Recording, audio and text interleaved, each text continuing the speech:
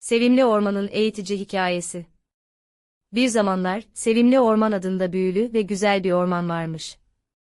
Bu ormanda birçok hayvan dostça yaşarmış. Ormanın sakinleri, arkadaşlık ve yardımlaşma ile dolu, huzurlu bir yaşam sürerlermiş. Bir gün, Sevimli Orman'a yeni bir misafir gelmiş. Bu, küçük ve meraklı bir tavşan yavrusuymuş. Adı Miskin'miş. Miskin, ormanda yeni olduğu için her şey ona çok heyecan verici geliyormuş. Ancak, ormanın kurallarını ve buradaki yaşamı henüz bilmiyormuş. Miskin, bir gün ormanın derinliklerinde kaybolmuş. Yolunu bulmaya çalışırken, karşısına Bilge Baykuş Bay Bilge çıkmış. Bay Bilge, ormanın en yaşlı ve en bilgili hayvanıymış.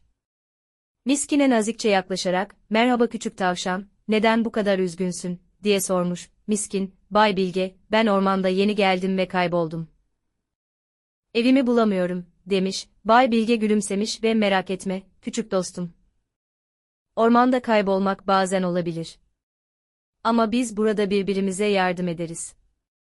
Sana eve dönmenin yolunu göstereceğim," demiş. Bay Bilge, Miskin'e ormanın kurallarını ve güvenlik ipuçlarını anlatmış. Mesela her zaman yolları işaretleyen taşları takip etmesi gerektiğini ve yabani meyveleri yemeden önce bir büyüye danışması gerektiğini öğretmiş.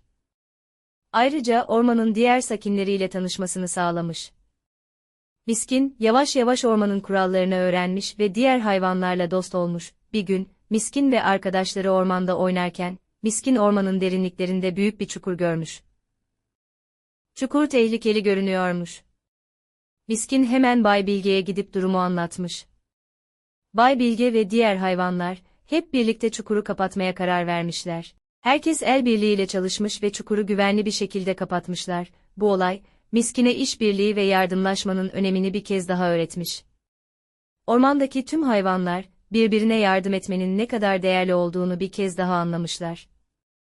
Miskin, artık Sevimli Orman'da kaybolmaktan korkmuyormuş. Çünkü dostlarının yardımıyla her zaman doğru yolu bulabileceğini biliyormuş. Sevimli Orman'daki hayvanlar, hep birlikte mutlu ve huzurlu bir şekilde yaşamaya devam etmişler.